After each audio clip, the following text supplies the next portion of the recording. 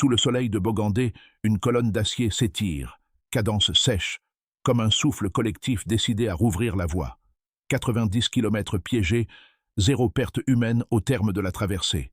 Quel ressort stratégique, pensé par Ibrahim Traoré et exécuté au cordeau, a pu convertir un couloir d'IED en artère de souveraineté retrouvée, où l'on circule sans baisser les yeux. Derrière la poussière, c'est l'épreuve d'un État. Tenir la route, tenir la promesse, et prouver, mètre après mètre, que la peur recule. Ce convoi n'était pas une simple opération militaire. C'était une déclaration de principe, une mise à l'épreuve de la vision d'Ibrahim Traoré.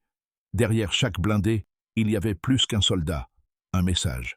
Celui d'un Burkina Faso, décidé à vivre debout, à ne plus attendre que la sécurité vienne de l'extérieur. Dans les radios des véhicules, un mot revenait sans cesse, corridor.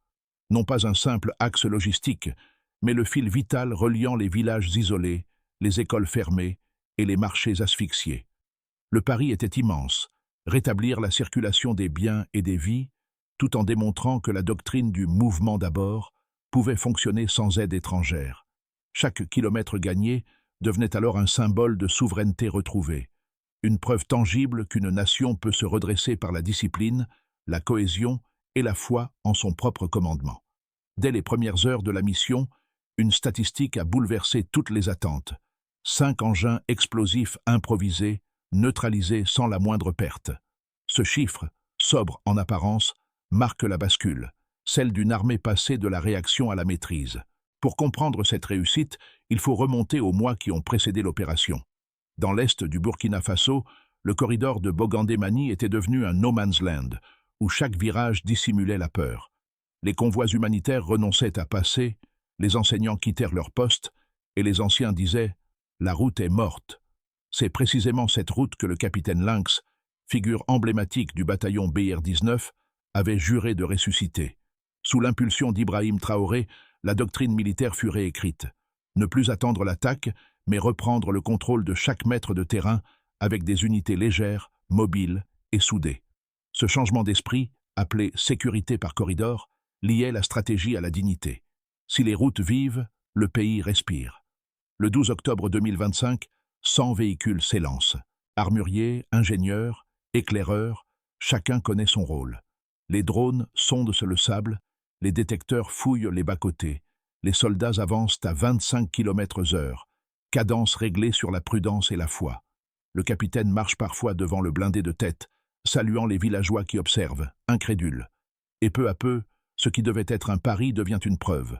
L'unité peut remplacer la peur, la méthode peut vaincre la fatalité. Il s'appelait Lynx, un nom de guerre, mais surtout une façon d'être. Dans le regard de cet officier, les hommes lisaient la précision avant la peur. Rien, chez lui, ne relevait du hasard. Chaque mouvement, chaque mot, chaque pause servait la mission. Né du terrain plus que des académies, Lynx représentait ce que prônait Ibrahim Traoré, un commandement proche des réalités, ancré dans la poussière, non dans les couloirs ministériels. Il dirigeait le BIR-19 comme une meute disciplinée, non par la contrainte, mais par la confiance. Ses gestes racontèrent la doctrine mieux que n'importe quel discours. Quand un camion civil tomba en panne au milieu du convoi, Lynx ordonna de le remorquer à la main plutôt que de le laisser. « Aucun Burkinabé ne sera abandonné sur la route », dit-il calmement, avant de reprendre la marche. Ce refus de sacrifier le moindre maillon fit naître une énergie nouvelle, celle d'un collectif qui protège avant de conquérir. Le soir, autour des feux, les soldats évoquaient les villages traversés, un puits réparé, une école déblayée, une grand-mère souriante offrant de l'eau. Des gestes simples, mais qui annoncèrent déjà le cœur de la réforme. Redonner un visage humain à la sécurité. À l'aube du 12 octobre, les moteurs rugissent. Le convoi se met en ligne, 100 véhicules serrés comme les vertèbres d'un seul corps. La radio claque. BIR-19 en mouvement. La poussière se lève, dense, ocre, presque vivante. À la tête du dispositif, Lynx marche à pied, casque baissé, micro allumé. L'ordre est simple. Avancer sans précipitation, garder la cohésion, sécuriser chaque virage. Le premier kilomètre est le plus long. Les hommes scrutent le sol comme on lit une prière. 10 kilomètres plus loin, une alerte. IED détecté sous des pierres. Silence. Puis, 3 gestes. Un pour isoler, un pour neutraliser, un pour reprendre la route. Déflagration contrôlée, zéro perte. Le rythme s'impose. Tous savent que 5 engins de ce type seront découverts d'ici la fin. Chaque déminage devient une mini-victoire. La journée s'étire sous 40 degrés Celsius. Les véhicules roulent à 25 km à l'heure, vitesse choisie pour laisser le temps à la vigilance. À l'arrière, des équipes de maintenance vérifient les pneus, les câbles, les radios. À chaque arrêt, Lynx inspecte le terrain lui-même, interroge les habitants. « Avez-vous vu des traces, des inconnus, des câbles ?» La route répond par des silences, puis par des visages confiants. Vers midi, un camion civil cale. Lynx ordonna le remorquage manuel. 10 soldats tirent les câbles. Les autres couvrent le périmètre. Le convoi ne s'arrête jamais plus de 15 minutes. Discipline absolue. Dans les hauteurs, des drones suivent la colonne, repèrent des zones suspectes, transmettent les images en temps réel. Au KM 45, un incident. Mouvement suspect à droite de la piste. Les équipes de réaction rapide se déploient. Un feu nourri éclate. 4 assaillants neutralisés. Aucun blessé côté convoyeur. C'est la seule attaque directe du trajet. Les hommes reprennent la route dans un silence chargé d'adrénaline. La nuit tombe. Le convoi s'arrête dans une zone dégagée, cercle défensif, projecteur orienté vers la brousse. Les repas sont froids, les voix basses, mais l'espoir circule. À ce moment précis, beaucoup comprennent que quelque chose a changé. La peur n'a plus la même emprise. Le lendemain, 13 octobre à l'aube, la ligne d'acier franchit l'entrée de Manny. Aucun retard, aucune perte, aucune panique. Les habitants sortent sur les toits, les enfants agitent des tissus rouges et verts. Des chants montent dans la poussière. Le pays est revenu. Pour Lynx, c'est plus qu'une victoire militaire. C'est la preuve que la doctrine d'Ibrahim Traoré fonctionne sur le terrain. Le corridor n'est plus un risque, il est redevenu un lien. Ce jour-là, le BIR-19 ne livre pas seulement des vivres, il livre une idée, qu'un peuple uni peut reprendre la route de sa dignité, mètre après mètre. Avant octobre 2025, l'axe Bogandé-Manny figurait parmi les 3 routes les plus meurtrières du Burkina Faso. En moyenne, 6 attaques par mois, un taux de circulation civile inférieur à 20% et près de 40% des villages riverains partiellement vidés de leurs habitants. 3 semaines après la mission du BIR-19, ces chiffres s'inversent. 0 attaque recensée. La circulation remonte à 85% et plus de 12 000 personnes regagnent leur localité. Ce basculement soudain illustre le cœur de la doctrine. Sécuriser la mobilité, c'est réanimer la nation. L'impact économique est tout aussi tangible. Selon les relevés du ministère du Commerce, le volume de carburant livré à Manny est passé de 180 000 litres par mois à plus de 420 000, une hausse de 133%. Les marchés hebdomadaires, longtemps silencieux, accueillent de nouveau près de 1800 commerçants et producteurs. Derrière ces données se cache une réalité simple. Chaque camion qui passe, c'est un emploi qui renaît. Sur le plan humanitaire, les chiffres racontent une guérison lente mais visible. 5 centres de santé, fermés depuis 2022, ont rouvert leurs portes. 3 écoles ont repris les cours avec plus de 900 élèves. Les livraisons de médicaments, auparavant mensuelles et aléatoires, sont redevenues régulières. Le corridor, jadis coupé du pays, se transforme en artère de soins et d'éducation. Ces résultats ne sont pas le fruit du hasard. Ibrahim Traoré, dans sa réforme de sécurité par corridor, avait fixé 3 indicateurs: liberté de circulation, reprise des activités sociales et baisse durable des attaques. Tous sont désormais validés par les faits. La stratégie repose sur une équation concrète: déployer des unités rapides, investir dans la logistique et responsabiliser les commandants de terrain. Cette autonomie opérationnelle réduit le délai d'intervention de 60%. Mais les chiffres ne disent pas tout. Dans les villages libérés, on mesure aussi une statistique invisible: la confiance. Les habitants parlent de « retour du courage ». Les commerçants osent voyager de nuit. Les maires recommencent à marcher seuls jusqu'au marché. Ce sont ces micro-données humaines, difficiles à comptabiliser, qui valident la réussite la plus profonde. Le sentiment que l'État protège de nouveau. En somme, la mission BIR-19 démontre qu'un leadership pragmatique et enraciné peut renverser une spirale d'insécurité. Le delta entre avant Traoré et après Traoré ne se mesure pas seulement en pourcentage, mais en respiration retrouvée. Certains observateurs extérieurs affirment que la doctrine de Ibrahim Traoré risque d'épuiser les forces nationales. Trop d'engagements simultanés, trop peu de repos, un modèle difficilement réplicable à long terme. Selon eux, Sécuriser les routes une à une serait un travail de Sisyphe, condamné à s'effondrer dès que la pression se relâche. L'argument paraît rationnel. Sans renforts internationaux, comment maintenir le contrôle sur des milliers de kilomètres? Mais les défenseurs de la stratégie y voient précisément sa force. Là où les coalitions étrangères échouaient par excès de complexité, le modèle burkinabé réussit par clarté et proximité. Chaque bataillon agit dans son périmètre, en coordination avec les populations locales. Chaque succès alimente une légitimité politique interne, plutôt qu'une dépendance externe. Le coût humain et logistique demeure élevé, certes, mais la rentabilité politique et sociale est inédite. La confiance populaire se reconstruit, la parole présidentielle se matérialise sur le terrain. Entre ces deux visions, la réalité s'impose comme un équilibre. La méthode Traoré n'est ni miracle ni mirage. Elle repose sur un cycle court d'action et d'ajustement. Là où d'autres planifient sur des années, elle expérimente sur des semaines, tire les leçons, corrige la trajectoire. Cette flexibilité explique pourquoi les couloirs sécurisés se maintiennent sans garnison lourde. La doctrine vit, respire, se réinvente. Au fond, la controverse révèle surtout une fracture de perspective. Ceux qui jugent depuis l'extérieur mesurent la puissance en effectif. Ceux qui vivent le terrain la mesurent en mobilité retrouvée. Et dans cet espace reconquis, Ibrahim Traoré n'impose pas une idéologie, il propose une méthode, celle d'un État qui avance sans escorte étrangère, en accord avec sa propre géographie. La route est redevenue une frontière vivante. Ce qui semblait une victoire militaire se transforme en expérience politique à ciel ouvert. Dans les villages bordant le corridor, les habitants ne parlent plus d'embuscade, mais de réparation, de commerce, de retour d'eau potable. L'État, longtemps invisible, s'incarne à nouveau sous des uniformes qu'on salue sans crainte. C'est ici que surgit une révélation. La doctrine d'Ibrahim Traoré n'est pas seulement une stratégie défensive. Elle redéfinit le rôle du soldat. Le combattant devient bâtisseur, le convoi devient hôpital mobile, et la patrouille, service public. Cette mutation, imperceptible aux yeux des observateurs étrangers, change la perception même du pouvoir. La sécurité cesse d'être verticale, elle devient horizontale, partagée, vécue. Dans la poussière, le capitaine Lynx comprend que la victoire ne réside pas dans la distance parcourue, mais dans les regards apaisés qu'il croise. Le corridor n'est plus une zone militaire. Il est redevenu une promesse sociale.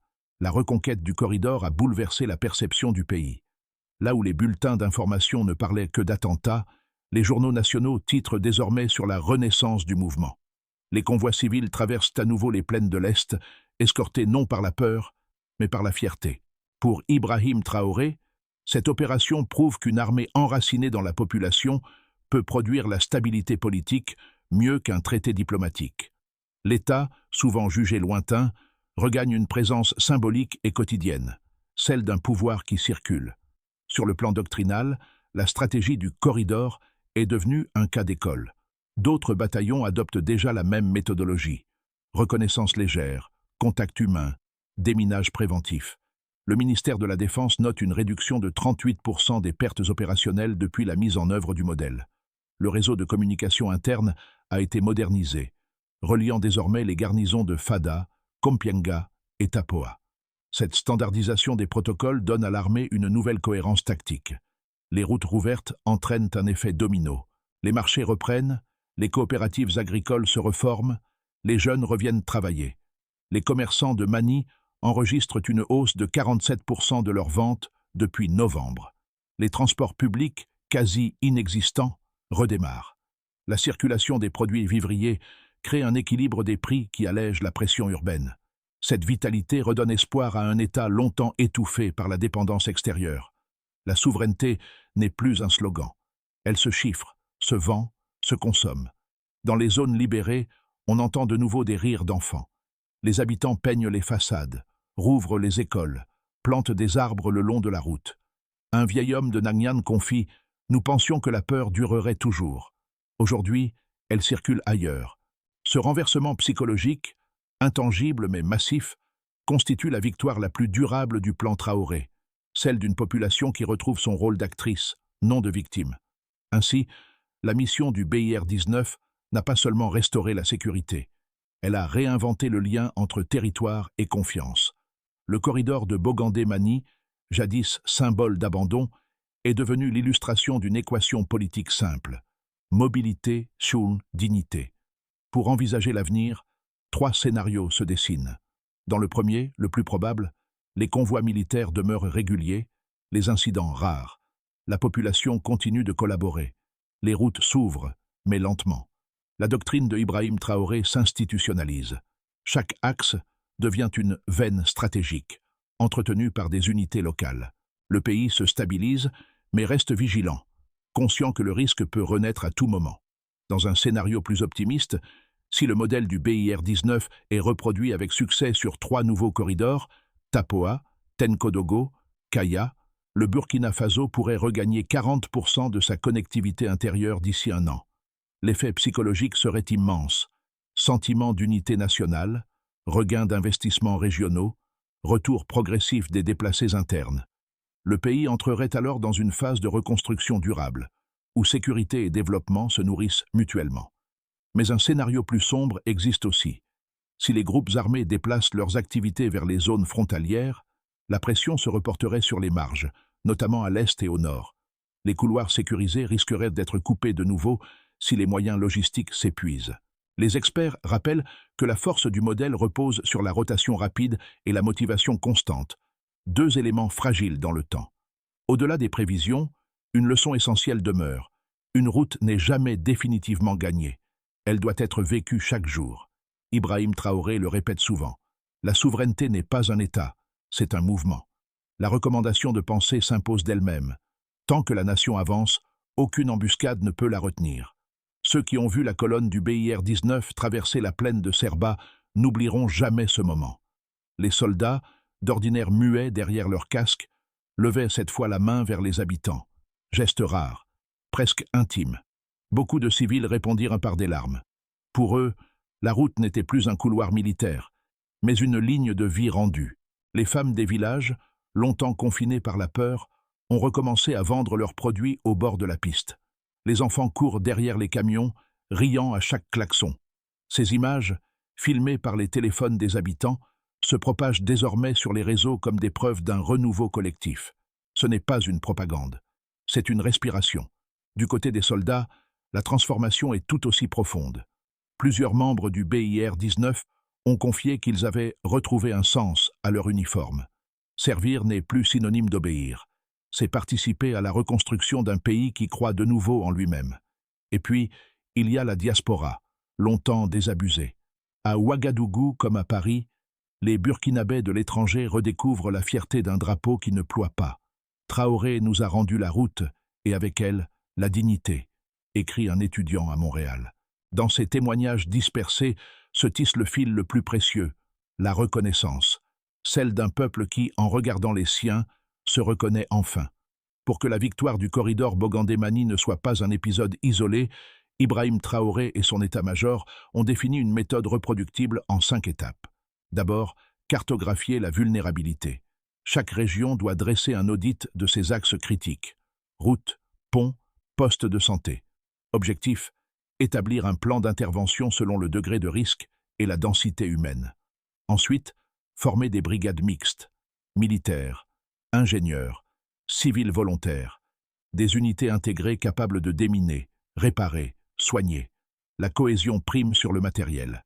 Ces brigades deviennent la cellule de base du modèle sécurité-développement. Puis, synchroniser les flux logistiques. Les convois humanitaires et militaires doivent désormais circuler ensemble. Chaque mission transporte des vivres autant que des messages. La confiance naît du contact, pas des communiqués. Il faut aussi mesurer les effets en temps réel. Des capteurs, des rapports communautaires et des plateformes radiolocales assurent le suivi. Les indicateurs. Kilomètres libres, villages reconnectés, enfants scolarisés. Enfin, étendre le modèle régionalement. Dans les 12 mois à venir, 3 nouveaux corridors pilotes verront le jour. L'objectif n'est pas la vitesse, mais la permanence. Ce qui marche à Bogandé doit respirer à Kaya, dit Ibrahim Traoré. Cette feuille de route trace le prolongement logique de la doctrine. Agir d'abord, institutionnaliser ensuite. La souveraineté, ici, se mesure en kilomètres sûrs et en regards apaisés. Au crépuscule, le capitaine Lynx marche une dernière fois sur la route qu'il a rendue au pays. Ses pas soulèvent la même poussière qu'au départ, mais le silence n'a plus la même couleur. Là où régnait la peur et la rumeur, on entend à présent le rire des enfants et le grondement lointain des moteurs civils. Il s'arrête, regarde l'horizon. Sur la carrosserie d'un camion, quelqu'un a inscrit « Aucune route n'est impossible ». Lynx sourit. Ce n'est pas une phrase d'armée, mais de peuple. Dans sa radio, une voix répète l'ordre du jour. Corridor libre, mission accomplie. Pour Ibrahim Traoré, cette image résume tout. Un soldat qui n'élève pas la voix, un peuple qui n'abaisse plus la tête. La victoire n'a pas de trophée, seulement une route vivante qui continue de respirer. Le corridor Bogandé-Mani n'est plus seulement une route, c'est un miroir. Il reflète ce que le Burkina Faso peut devenir lorsque la peur cède la place à la volonté. Chaque mètre sécurisé, chaque pont réparé, chaque regard confiant raconte la même idée. La souveraineté n'est pas un décret, mais une marche partagée. Ibrahim Traoré l'a souvent répété. La nation se construit dans la poussière des routes, pas dans les salles de conférence. Cette phrase résonne désormais comme un engagement civique. Car la mission du BIR-19 n'appartient pas qu'aux militaires. Elle appartient aux citoyens, aux commerçants, aux enseignants, à ceux qui refusent la résignation. Alors, que chacun pose sa pierre, son mot, son geste. Que cette route, née d'un pari audacieux, continue de s'étendre dans les esprits avant de tracer d'autres chemins sur la carte. Et vous, spectateurs, lecteurs, témoins, qu'emporterez-vous de ce voyage? Peut-être cette certitude simple qu'aucune victoire n'est durable sans la dignité partagée de tout un peuple.